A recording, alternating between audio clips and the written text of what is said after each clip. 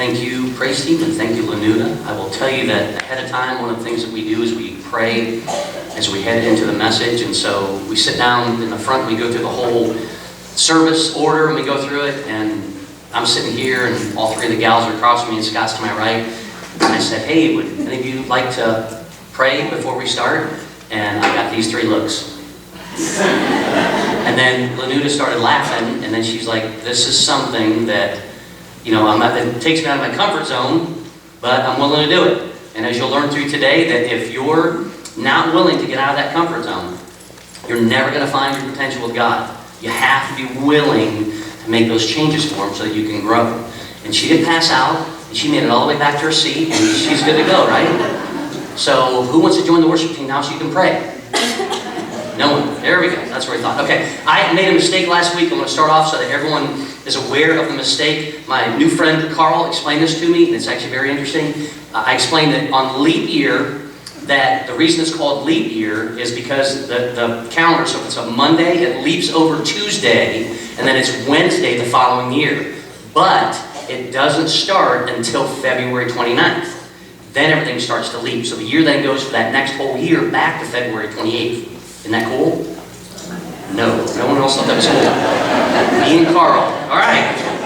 We share our little secrets together and our worthless knowledge that no one really cares about anything. All right. Try it, Carl, but thank you for explaining it to me. You'll maybe think it's cool later. We are in the midst of a series. We're in week 2. We are going to be in Hosea 2. Hosea is what is known as one of the minor prophets, not because what he had to say was less than what the major prophets were, but because there are fewer chapters in the minor prophet books. So they started with Hosea, even though Hosea, and this is the Old Testament, and with Hosea, because his message, his name literally means salvation. And so even though some of the other contemporaries came before him, they wanted to start with this because the people had gotten so far away from God. They had gotten so far away from a loving and caring Father that they no longer recognized Him. So what God did was God went to Hosea and He said, here's the deal, Hosea, here's what we're going to do. I want you to marry a girl. And when you choose this girl and you marry this girl, she's going to start off and she's going to be everything that you've ever dreamed of and everything you look for. But she is going to fall into all the worship of the land. And at the end of the day, she's going to do all kinds of things which you are not going to like. And yet you are going to call her your wife. And you're going to be in the midst of this relationship that is terrible. And you're going to continue to minister in your job. And you're going to continue to love people. And people are going to know that you're a man of God. But they're going to be also understanding the fact that, hey, you're out here doing all these things for God, and yet your life is in turmoil behind the scenes. And now it's in front of all of us, so it's public. And so he goes off to marry this girl, and her name is Gomer. And so he marries Gomer, and the first baby they have, we find out, is his for sure, because it bore him a son. And then with the second one, we're not quite sure if it's actually his child or not. But we'll give it 50-50, say it was his child. And then the third son we found out for sure was not his child. So his wife had been unfaithful, which is exactly what God had said. And so he needs to make a choice here. And he is going to continue in the relationship. And so each of their names of the children meant something. We found out by the end of the day that even though it started off as saying, you know what, I'm not going to have mercy on you anymore. I'm not going to give you any mercy. In fact, you are no longer my people. So we see this side of God that, yeah, he's frustrated. He's frustrated when he looks around and he sees people that aren't focused upon him. He's frustrated when he looks around and people are choosing the things that they want to choose first. He's frustrated when he sees that they have false idols and that they go to this God that is this fertility God. And they go to this God that is this God of the land and the sun and all those other kind of things. And yet they don't turn to God, the one and only God that truly provides for each one of them. And so the whole time he's saying, hey, you need to focus upon me. And yet they keep walking away and walking away and walking away. And so he uses Hosea as this example. And in using Hosea as this example, everything that could possibly go wrong in a life, he has to deal with. And he has to make a choice every single day as to who he is going to follow. And so we found out that it'd be easy for each one of us to all walk away from that. For each one of us to say, you know what, I've had enough and I'm done with this. And I no longer want to be in this relationship. And that's when the turn started. And God reminded him, listen, through all the things that I've blessed you with, I'm going to show you what it means to be blessed. And so even though I was upset, even though there was times when we could say, yeah, I was angry, I want you to know that at the end of the day, I'm still going to have mercy on you. I'm still going to notice that you are my people. And so these people, these chosen people, the Israelites, these chosen people, those who were in Judah, these chosen people that God had set aside, we also found in the New Testament, that's each one of us. Because those that believe, those that trust and believe in God, that He is truly in control, we can each have this relationship with God to call Him our Heavenly Father. But not just our Heavenly Father, but our husband.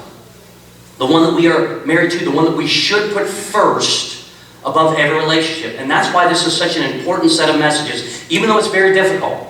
Because when we look at life and we look at where we are, we've had struggles. We've had marital problems. We've had separations. We've had divorces. We've had multiple divorces.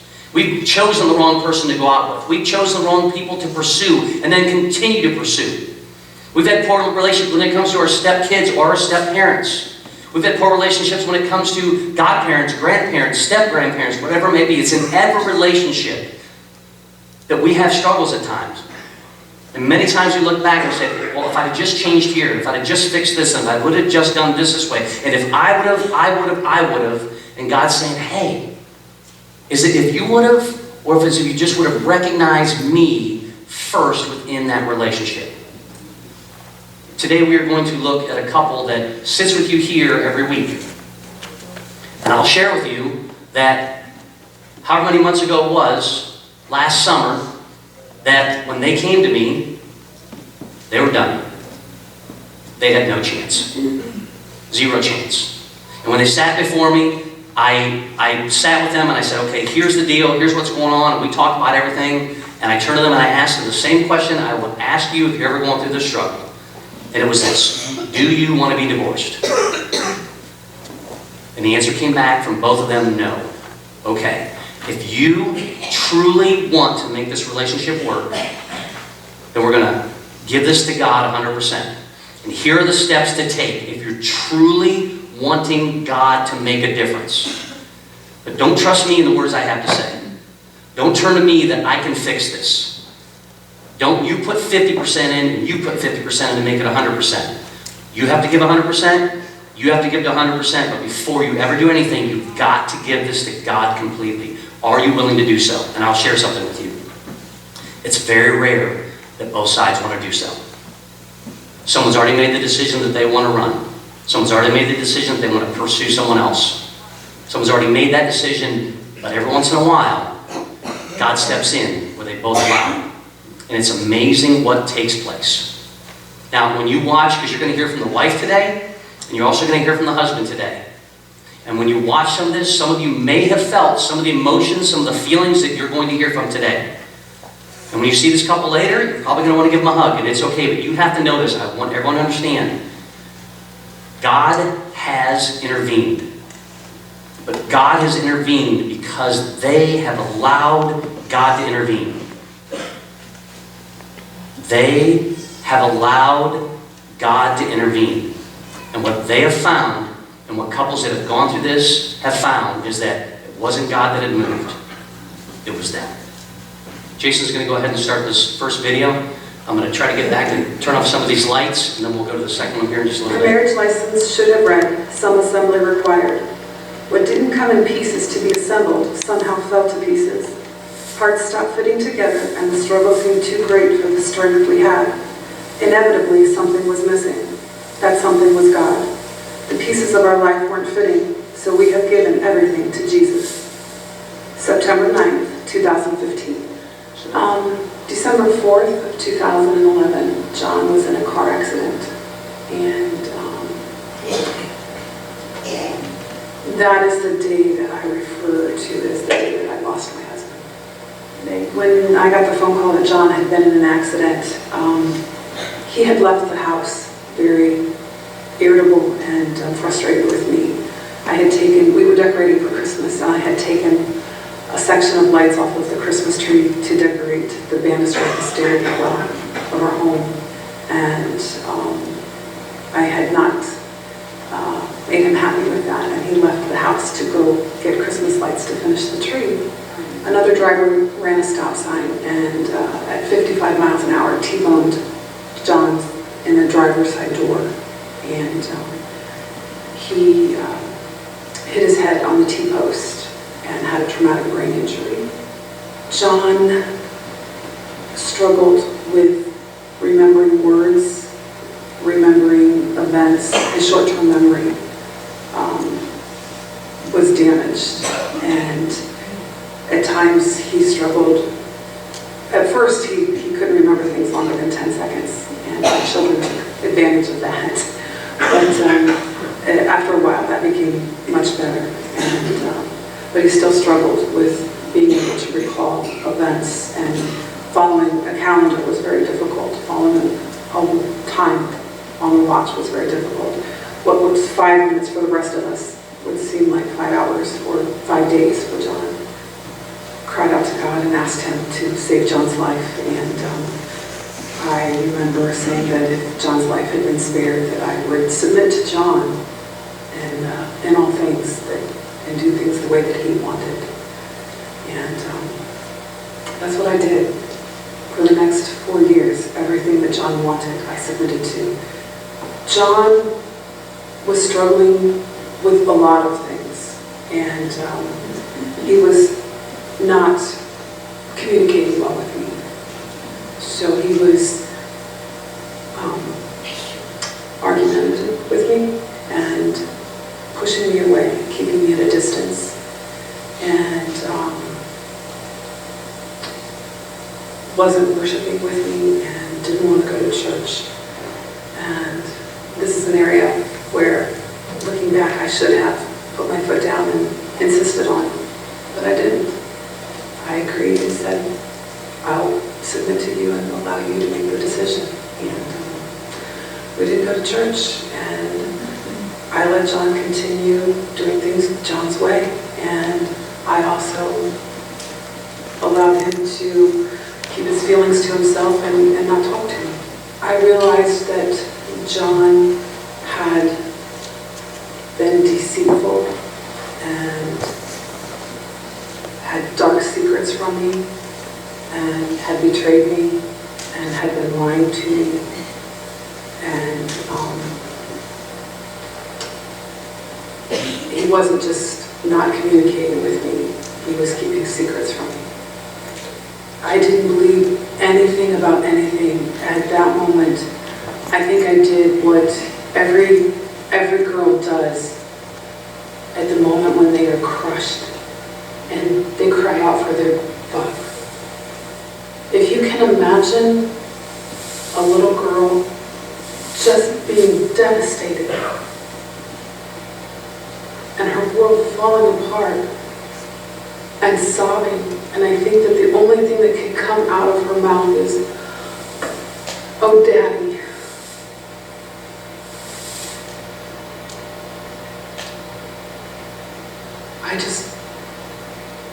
I wanted everything to end.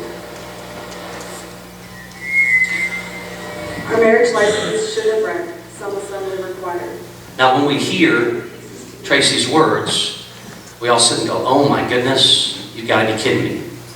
And yet, in our society, these are words that we hear often. We don't talk about them in church. We don't bring them up in church because, oh my goodness, we should just go and we should have something encouraging and something uplifting, and then everything will be fine, and we can move on with our week. And on Monday, we're serious about it. On Tuesday, we kind of step back a little bit, and by Wednesday, we're right back to the same old, same old. And yet, the very first relationship that God ever ordained and that God ever put aside for each one of us is this relationship of husband and wife. That's our earthly relationship. Our relationship started with God to us, from down to up. And then He gave us that companion with the intent of having that. But He never broke that relationship with Him anywhere along the line. In fact, it became a covenant that He had. And you can read about it in Exodus 24, and you can see that God actually goes through the covenant relationship with His chosen people. And they put an altar before Him, and they honored that covenant. And it has been meant to be honored ever since. And yet from the time of this Exodus to the time of Hosea, something changed. And in any relationship, that's what happens when we start to go down that path, is when we start to go down the path for ourselves. And then we start to look back. And we say, where did things change? And many times, we find that one of us started going one direction, and the other started to go another direction. And the first year was just 1 degree. But then the next year it doubled and it went to 2, and then 4, and then 8, and then 16, and then 32, and then the next thing you know, you're walking opposite directions. Now let me explain something to you. This is the marriage relationship. This is the marriage covenant. But if you're single, this doesn't change for you. Because these are the steps you're hoping to take one day. By having God first. And I cannot tell you how many times in teenagers, being a youth pastor, I would talk with them and I would sit down with them and I would say, what is the most important thing in your life right now? And they're like, my relationship with God. So when you find that special someone, what's going to be the most important thing for that relationship? That they are putting God first.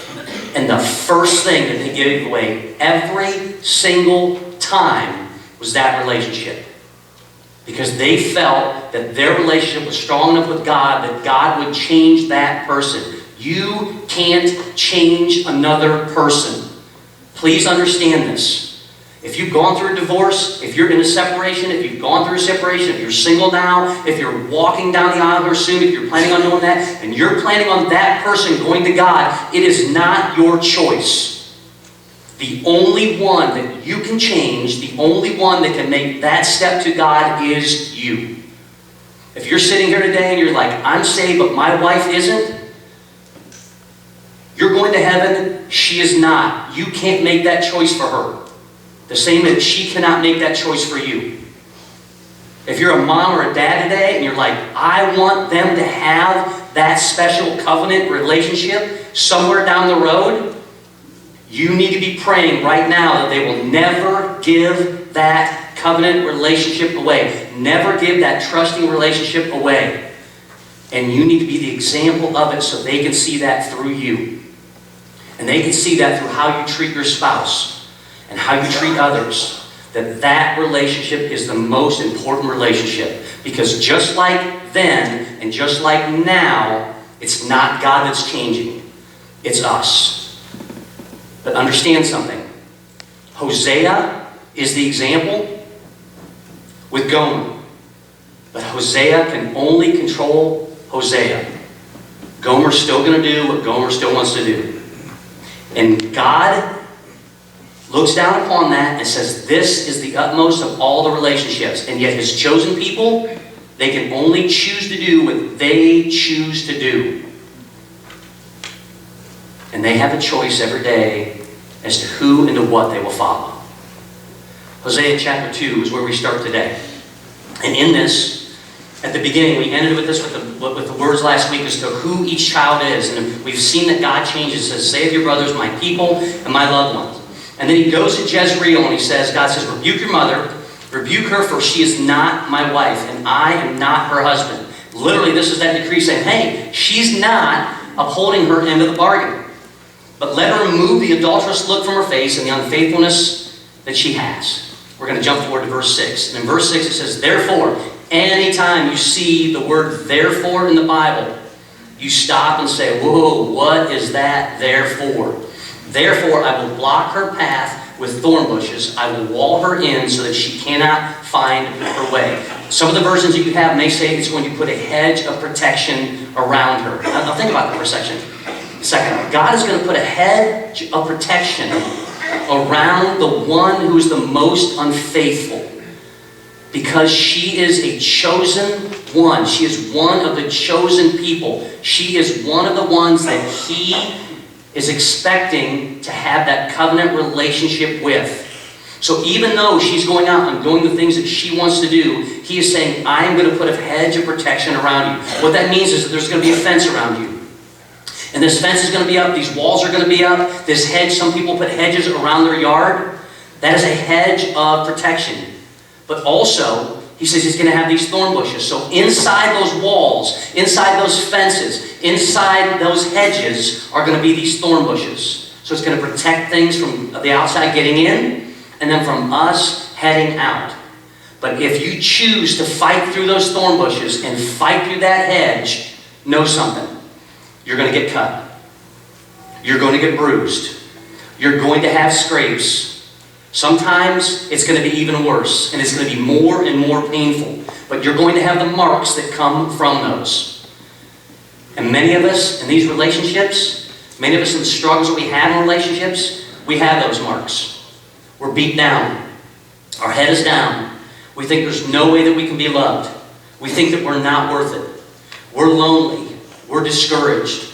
We think that there's no way out. And then we start to do this. Why is God doing this to me? Why is He punishing me? Why would He allow this? And yet it was you and it was me that fought through that hedge of protection, that got scraped up and beat down all the way outside of it. And we didn't recognize it as His protection. And we fought Him. And so now we want to blame Him. Who moved? You moved. I moved. The next verse it says this. It says, she will chase after her lovers but not catch them, and she will look for them but not find them. So in other words, now she's fought through this hedge of protection, and now she's chasing. Now she's running. And so any time that there's a chase, that means there's someone that is pursuing and someone that is being pursued. And so she's going to keep chasing and chasing and chasing, but she's never going to catch what it is that she thinks is going to replace what it is that she's been missing all along. And what she has been missing is not anything this world has to offer. It's everything that God has to offer. They've done study after study on adultery, and they have found that it's not the other person necessarily that is wanting for that relationship. It's the adventure. It's the chase. It's the constant pursuit. And yet for those that find it in other areas, and let's take it away from the physical side as far as another person, let's take it to other areas of our lives.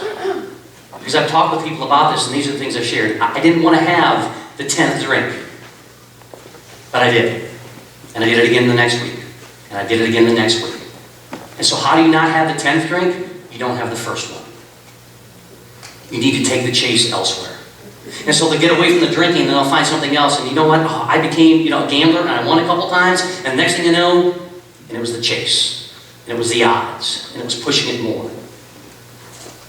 And then it was the web pages that I shouldn't be going to. And then it was the financial and material things that looked so good and were so shiny, and I had to have the next one and the next thing. And it was this constant pursuit, and it was this constant chase that I got myself into. And because of our society, there was always a way out. But when I finally reached what I thought, when I finally got to that 10th drink, and then I woke up the next day and my head was killing me, and I could barely move, when I finally got the brand new car and 40 payments into it, I just wanted to get rid of it.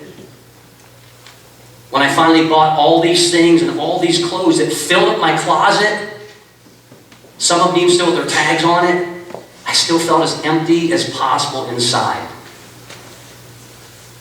And when you get there, and when I get there, there's nothing in this world that can fill that.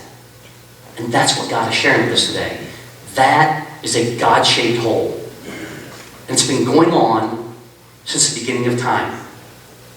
God never intended that, though. So what are you chasing right now? What is it that you're chasing after that you have to have so badly, and yet God is just waiting there and saying, hey, did you forget the agreement that we had? No, we didn't sign anything for it. It wasn't a contract. It was a covenant between you and me. Gomer's running. She's running. She's chasing. And yet she can never be fulfilled. Then she will say, I will go back to my husband as at first, for then I was better off than now. Now notice this. Then I was better off than now. See, many times in the relationships that we have and that we pursue, the reason we have a struggle is because we're always wanting more. Some people say, oh, the grass isn't green, or the grass is green, or the grass is not, but back and forth. And so they chase for it, and then they come back, and they chase for it, and they come back. And it's because they truly never found the peace within that relationship. And the reason that we don't find the peace within that relationship is, once again, because we don't turn it to God and have God first within that relationship. It may look good. It may sound good. We may do some devotions here and there. We may study our Bible here and there. We may spend some time in prayer. But then we put God away on a shelf. And we put him to the side. And then we go out and we chase. And we chase. And we chase. So Gomer's here. And she's like, you know what? At least it was good enough back then. There's nowhere and no time that God ever wanted your relationship with him to be just good enough. When Jesus came, he said, I have come to give you life so you may live it abundantly. It's getting out of our comfort zone. It's being willing to grow. It's wanting to seek him first. It's wanting us to stop chasing and fighting through the protection that God has put there for us, and to rest in him and recognize him.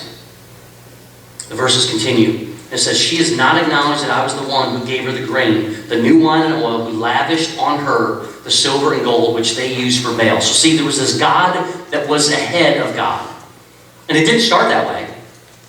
At first it was like, you know what? I'm on fire. God loves us. He's walking us through this huge, vast wasteland. He's taking us to this promised land. This is awesome. I can't even believe this. And then one day, something started looking good. Something started sounding good. Something started feeling good. And slowly, it moved ahead of a God that loves us so much. Yeah, I'll still keep that just in case. I'll still have that on the back burner. I'll still have that when I need to turn to it. But this other thing is going to move ahead of that. And many times it creeps in so quickly, or it creeps in so slowly, that we don't even recognize it. And yet it's affecting every relationship that you have. It's before every relationship that you have. And whether it's finances, whether it's past struggles, whether it's material goods, those are the things that we put ahead of God, but it's also the things that we put ahead of every relationship that he has blessed us with. The verses continue and it says, therefore, there we go, we're going to stop again.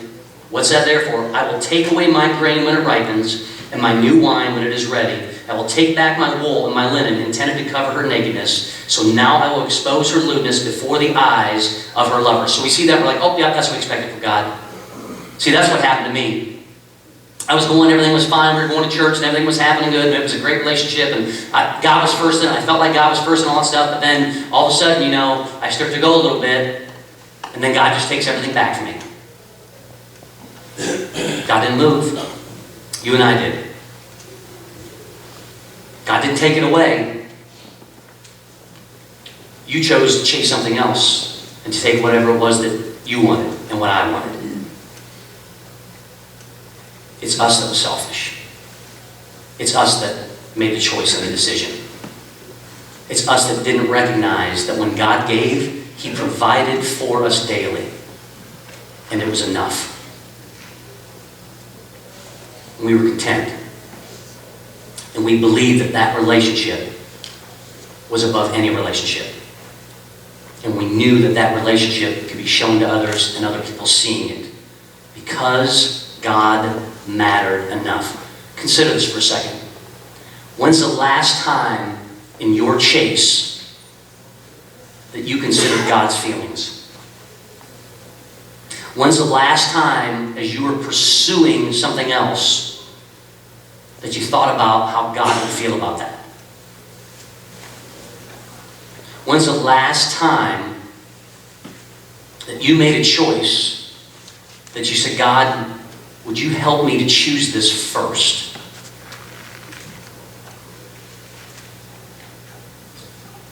It's your chase. It's your choice. But do you consider God and his feelings in the matter? Hosea continues, and he says, before the eyes of her lovers, no one will take her out of my hands. I will stop all her celebrations, her yearly festivals, her new moons, her Sabbath days, and all her appointed feasts. I will ruin her vines and her fig trees, which she said were her pay from her lovers. I will make them a thicket, and wild animals will devour them, and I will punish her for all the days she burned incense to the Baals. She decked herself with rings and jewelry and went after her lovers, but me she forgot, declares the Lord. And that's where we get. I didn't consider God's feelings because I really forgot that he had feelings. I didn't consider how much God loved me because I really kind of forgot that God does only love me that much. I mean, I'm reminded about it on Sunday, and I'm reminded about it on Wednesday or Thursday here and there, but I never really thought about that. And I just kind of forgot to even keep taking it to him. What happened? What changed? You did, and I did. And when that happens, every relationship that we have changes accordingly. Because of the choices we made and the chases that we have. And watch what God does here in verse 14. Therefore, stop again. What in the world is that there for? I'm chasing. I'm running. Therefore, I am now going to get rid of her, move away from her, disown her, say I never knew you, I'm finished with you. I am going to allure her. I am going to allure her. This next video is John's side. And he's going to share it with me. I just want to know, everyone to know and understand this. Next week, there's going to be another video. The hope was to have a video each week. We're having 2 this week, which we don't normally do. But you're going to see both sides from the husband and the wife in this relationship. But next week, there's going to be one more that I'm not going to tell you what it is right now. But I think that since you heard from Tracy's side, it's only fair also that you hear from John's side. Jason, if you could go ahead and play that, please. Our marriage license should have read some assembly required, but didn't come in pieces to be assembled. Fell to pieces. Parts stopped fitting together, and the struggle seemed too great for the strength that we had. Something was missing. That something was God. Pieces of our life weren't fitting, and so we had to give everything to Jesus. What's the date on that? September 15th, 2015. Okay. So, an event took place before writing these words. A life event. Could you tell us about that life event as to when you saw or when you felt a change in you? Well, I always prided myself on being someone who was in control of their life. Not just one aspect, but all aspects. And it was actually the day I had a car wreck. It was December 4th. And I was hit by a driver that ran a stop sign.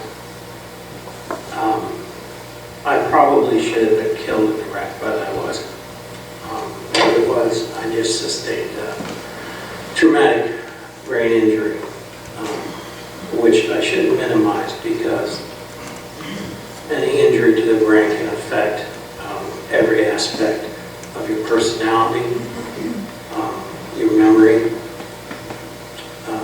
your attention, how you interact with people. And even now, I catch myself trying to minimize the event. The reality is, it changed everything for me. Give me some examples of changes that you could feel and sense personally, and yet it was almost like you had no control over. Well, and that's the source, really, because prior to that, I felt I had control over everything. And after it, I had control over nothing. I got lost in the grocery store that I've been in thousands of times and couldn't find my way out. My short-term memory was somewhere around 10 seconds long. I would say the same things to people over and over and over again. I would start things and walk away from stoves, ovens, microwaves. I never got anything done, but started 1,000 things. It actually got to the point where I couldn't be by myself. At 40-something years old, I had to have someone there with me to watch me. And even the words that I wanted to use, I couldn't find in my own mind. It was a struggle for me to speak to people, to construct my own sentences. And my emotions became only anger. I was frustrated and anger. And the more frustrated I got, the angrier I got.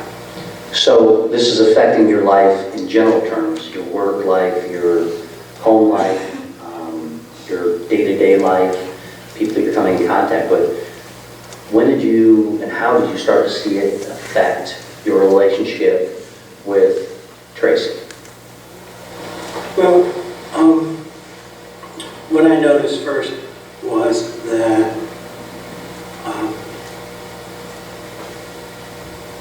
my interaction with her stopped being that one of husband and wife. And for some reason it got twisted in my mind, and she became an adversary, which is the most bizarre thing that you can think of in terms of a spouse. But with reality for me, I started to see things happening around me that I thought were thoughts against me, and was defensive about everything.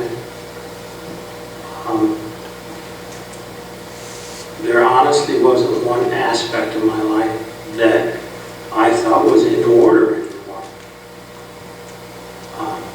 Where I thought I had control, I realized how quickly I was out of control. Even going to my doctor's appointments, I would find myself sitting in a room full of people who were struck by strokes, and MS, and spinal bifida, in wheelchairs. And I would think to myself, is that where I am now? And there was so much despair and sadness and depression associated with that. And I could no longer share that with the person I love the most, because the only emotion I had touch with was anger. So was there ever a point that you just got to that you were like, I'm ready to just cash in and move on and just go to the next phase of my life? Or what was the change that took place? What was going on in your heart? One of the biggest changes for me was, and I blame God. I look back at that time now, and I guess most people don't realize when they take a step away from Him. But I did that day.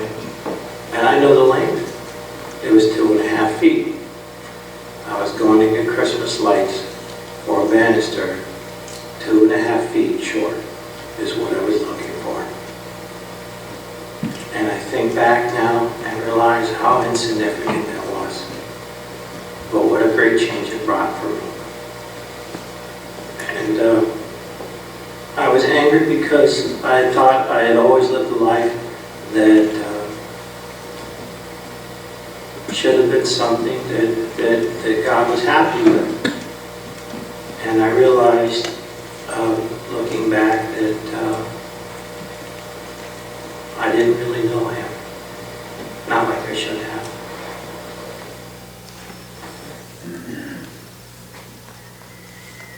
So, as we can see with John, there's obviously a life event that took place. And as we can see, there's markers that he can point to. The same markers that Tracy can point to. And you would think, well, that's the worst of it. And that wasn't the worst of it. It wasn't even close. But for every relationship we have, what we find many times is that we can point to one event that led to the next event because of the chase. And that event led to our next event because of the chase. And we continue to chase. But we never, ever caught what it was we were chasing for.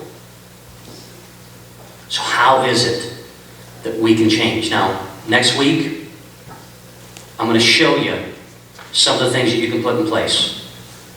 But I can't show you those things together in those relationships that we have in our lives until we talk first about where we are personally. When God saw this with His chosen people, when God saw this with the ones He cared the most about, when God saw this with believers, He was upset. And yet He chose, therefore, I am now going to allure her. And He says, I will lead her into the desert and speak tenderly to her. I will lead her into the desert and speak tenderly to her. In other words, He's going to send her out in the wilderness, but He's not going to send her alone.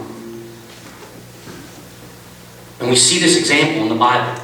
When Jesus went out, He went out into the wilderness for 40 days. And who was it that came after Him? It was the devil. And yet when Jesus turned back, He said, it is written. In God's Word, it is written. It is written. It is written. So God provided Him with what He needed at just the right time. But Jesus made the choice to turn to God in those moments. When the chosen people were walking across the desert, they were heading into their wilderness. And not 40 days like Jesus, but 40 years they walked around.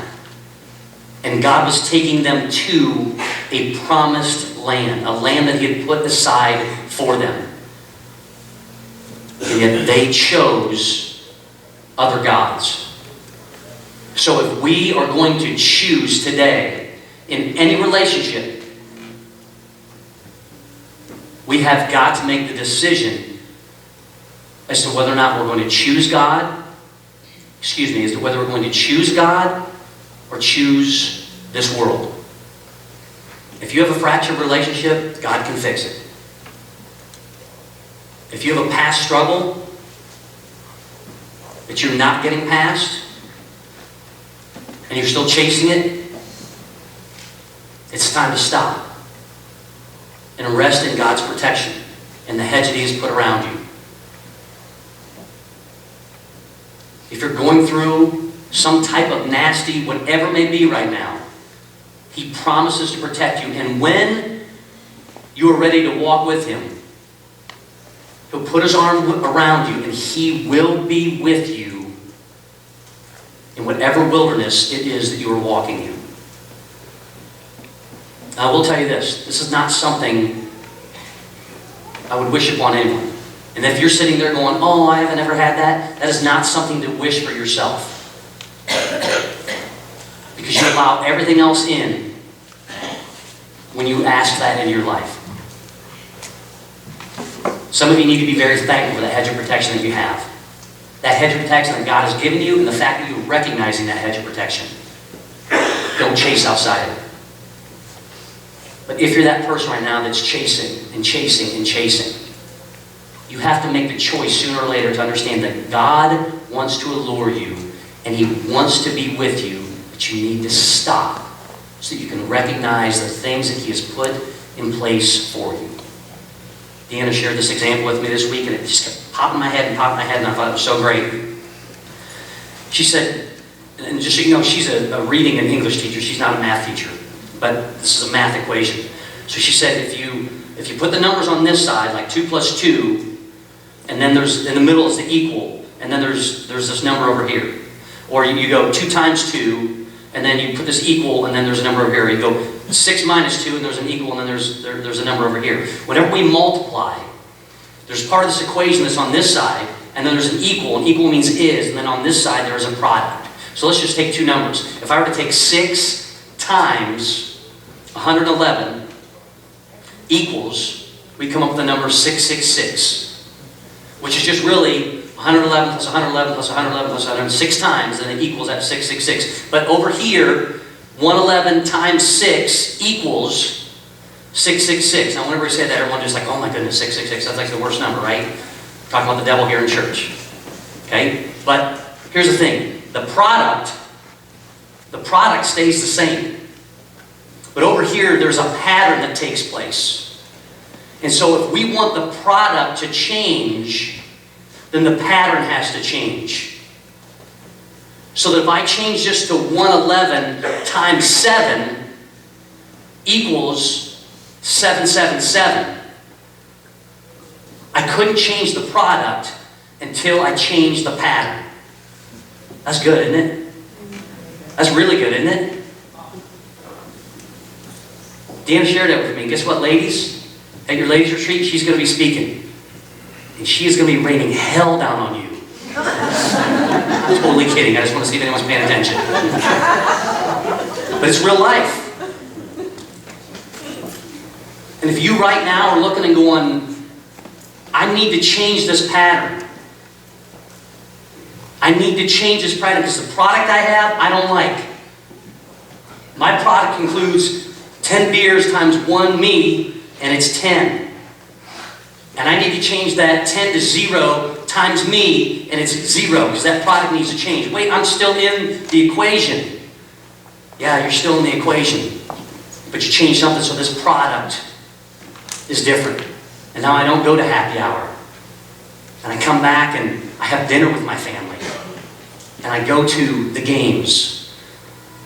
And I spend time in the yard, and I've met my neighbors now, and I look back and go, wow, all these things that I was missing out on. All this relationship that God had in my life, and I was tied to a bottle. I was tied to a material sign. I was tied to my work. I was tied to everything else, and I was so unhappy with this product.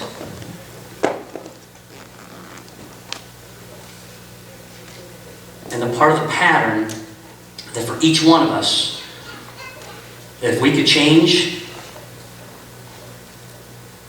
would be putting God in that equation. And adding God to that equation. Because it's only God only. It is God only that can change that product. It is God only that is going to change that product. It is God only that is going to change this product. But when He makes it a change, and when He has that change, and when He allures you, when He puts His arm around you, it's not just a change for here and now. It's an eternal one. You choose. Do you want to keep chasing? Do you want to stop long enough to recognize God and the hedge of protection that He's put around you? And the arm that He's going to put around you, because He wants to allure you and love you with the most important relationship, that covenant that He put before you. The first relationship that He ordained on this place that we live. You choose. Or you chase. You choose. Or you chase. Would you stand please so we close in a word of prayer?